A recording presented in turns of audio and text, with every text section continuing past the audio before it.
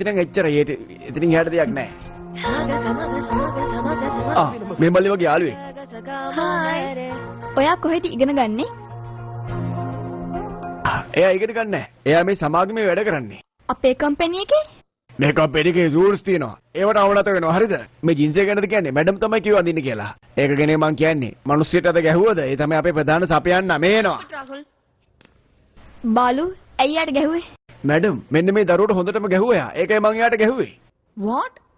මේ වගේ ළමයි වැඩ කරනවා කියලා දැනගත්තොත් එහෙම අපේ කම්පැනි එකටත් ප්‍රශ්න වෙනවා. Change the vendor. Adi Kelala. It's your father's concern. Sure, you should talk to him. This is my company and you can leave.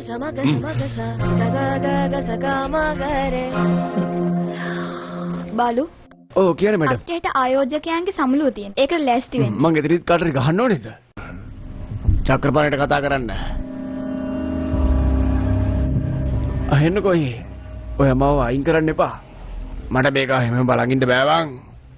අයියේ මම මේක ගැන බලාගන්නම්. ආයි හැම වෙන්නේ නැහැ. මට පොඩි වෙලාවක් දෙන්නකෝ. මම මේක විසඳලා දෙන්නම්. කිසි දෙයකට බය වෙන්න එපා. මං කරන්නම්. චිත්‍රා. ඔයා මොනවද මේ කරන්නේ? මං කියන විදිහට වැඩ කරන්න බැරිද ඔයාට? සේවකයෙක් ගන්නකොට පොඩක් හිතන්න ඕනේ නේද මං කියන විදිහට? අනිත් එක තමයි මේ චෙංගා රෙඩ්ඩි එක්ක ප්‍රශ්න ඇති ගන්නවා කියන එක එච්චර හොඳ දෙයක් නෙමෙයි. ඒගොල්ලෝ පොඩි ළමයි වැඩ කරන. චිත්‍රා ඒ ගැන ඔයාට කතා කරන්න ඉඩයක් නැහැනේ. අපි කියන වැඩක් නැහැ. තේරුණාද? ඔයාගේ වැඩ ඔයා කරන්න. එච්චරයි කරන්න ඕනේ. තේරුණාද? එන්න.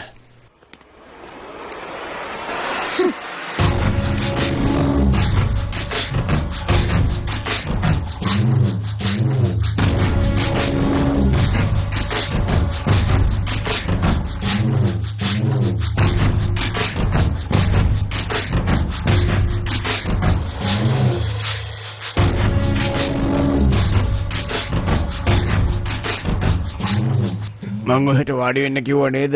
මං ඔහෙට වැටපො ගෙවන්නම් කිව්වනේ ළමයට උගන්වන්න එපා.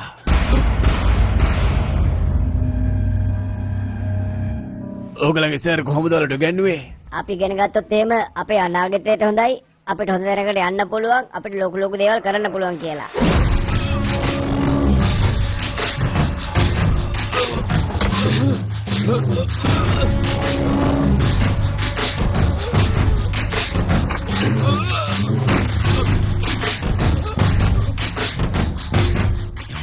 එයාට ආපහු නැගිටින්න කියන්න. සර්.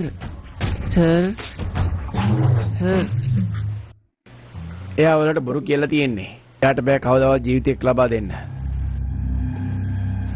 බලයට තමයි ජීවිතය ලබා දෙන්න පුළුවන්. තේරුණාද ඔයාට පුතේ?